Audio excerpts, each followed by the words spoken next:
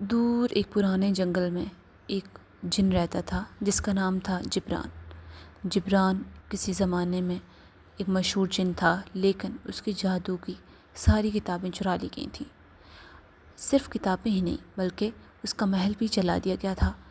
یہ سب کچھ اس نے اپنی آنکھوں سے دیکھا مگر کچھ نہ کر سکا۔ اب وہ صرف ایک پرانی جھوپڑی میں رہتا تھا، جادو کا چھوٹا سا لیمپ لے کر۔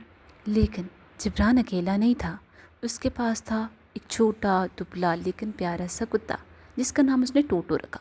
ٹوٹو اس سے ملا تھا جب جبران بھوکا پیاسا سڑک پر چل رہا تھا اور جبران کو ٹوٹو راستے پہ بیٹھا ہوا ملا۔ جبران چونکہ اکیلا تھا اس لیے وہ ٹوٹو کو اپنے ساتھ اپنے گھر لے آیا۔ دونوں ہنسی خوشی ایک ساتھ رہنے لگے۔ ٹوٹو جب بھی رات کو اکیلے سونے کی کوشش کرتا تو جبران اس کے ساتھ آ کے سو جاتا۔ دونوں صبح سویرے ایک ساتھ جنگل میں بیریز ڈھونڈنے جاتے اور اپنے کھانے پینے کا انتظام کرتے۔ لیکن آج جنگل میں کچھ عجیب سا سما تھا۔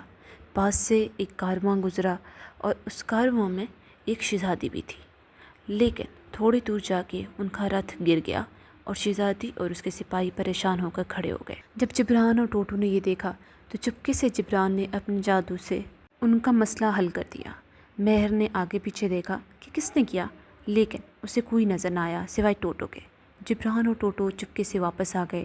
جب سپاہی وہاں دیکھنے گئے تو تب تک راستہ خالی تھا۔ شہزادی مہر سب کچھ جان چکی تھی، اس لیے اپنے کارواں کو لے کر واپس پلٹی۔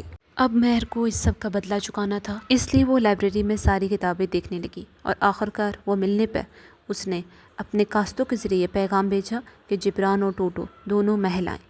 لیکن جبران کو تو نہ محل چاہیے تھا نہ ہی پیسہ، بس صرف چاہیے تھی تو ایک جادوئی کتاب۔ اس لیے انہیں لائبریری بھیج دیا گیا اور وہ ارد گرد اپنی مطلوبہ کتاب تلاش کرنے لگے اور بالآخر انہیں وہ کتاب مل گئی۔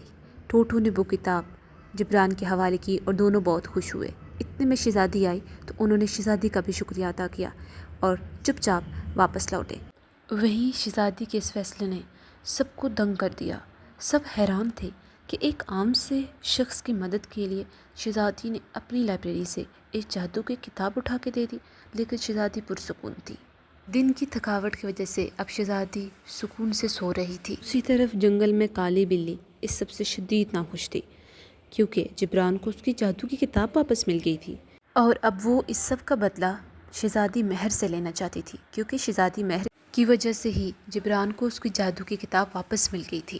شہزادی مہر کو سوئے ہوئے دیکھ کے وہ مزید آگ بگولا ہو گئی اور اس غم و غصے کی صورتحال میں وہ شہزادی مہر کے اوپر جھپٹی۔